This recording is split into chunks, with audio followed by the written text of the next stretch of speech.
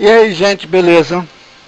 A questão clássica de física, enviada por Caio Cabral. Vamos ver por que a bala sempre atinge o macaco. Bem, vamos supor o seguinte, que não tem a gravidade. Então, tá lá o macaco, você mira no macaco, você pega e acerta o macaco, concorda?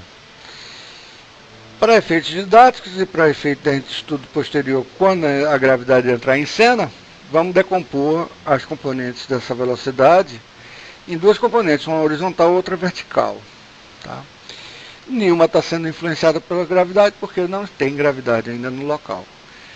Então você tem a velocidade V0, e você tem um ângulo aí entre a reta V0 e o eixo X, que a gente vai chamar de θ, tá? Onde a tangente desse ângulo vai ser o quê? Y sobre X, cateto oposto sobre cateto adjacente. Y sobre X vai ser a tangente desse ângulo. As componentes da velocidade vai ser, na componente horizontal vai ser V0 cosseno de θ, e a componente vertical V0 seno de θ.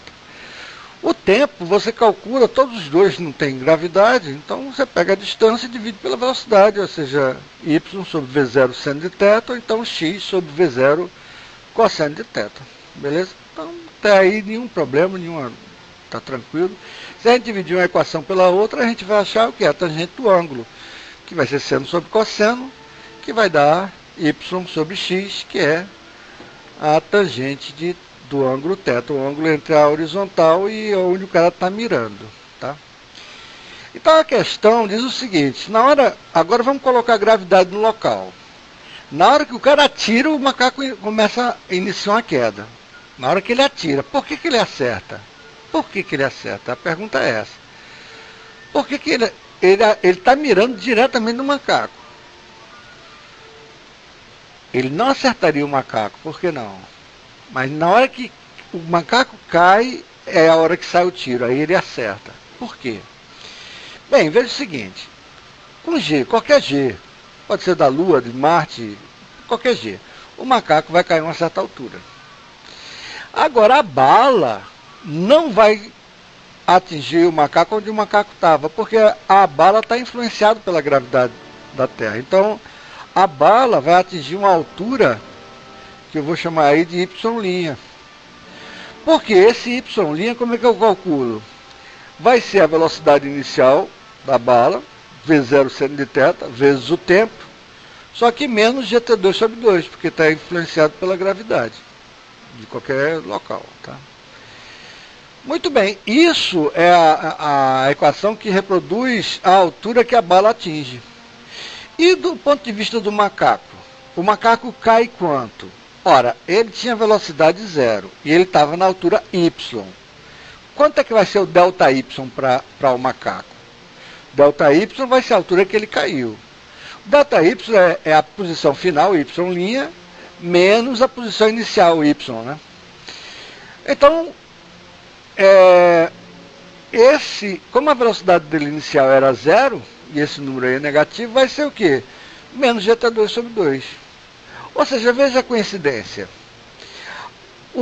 Exatamente o valor que o macaco caiu, foi exatamente o que a bala deixou de subir para atingir o macaco lá em cima da árvore. Ou seja, se ele não cai, ele não morre, né? Tadinho do macaco, né? Podia botar um rato, né? Sei lá, pobre macaco. Bem, mas a questão é que é de física, né? Beleza, então vamos voltar para cá.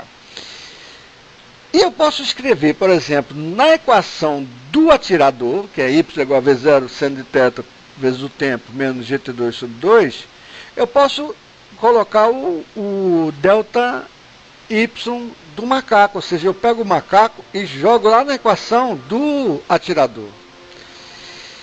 Por que eu faço isso? Porque tem uma igualdade. E eu vou provar que o cara acerta independentemente da gravidade e do tempo, porque eu vou chegar numa identidade. Ou seja, quando eu colocar no lugar de menos GT2 sobre 2 o delta Y, o que é delta Y? É Y' menos Y. Ora, então vai ficar o quê? Nessa equação, Y' corta com Y', e eu volto a ter a minha equação lá do início, que é Y igual a V0 seno de θ vezes o tempo. O x não é influenciado pela gravidade. Então, o x sempre vai ser V0 cosseno de θ vezes o tempo. O x sempre vai ser, né?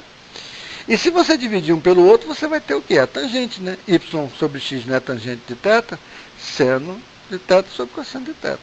Então, a gente está provando aí que, independentemente da gravidade, independentemente do tempo,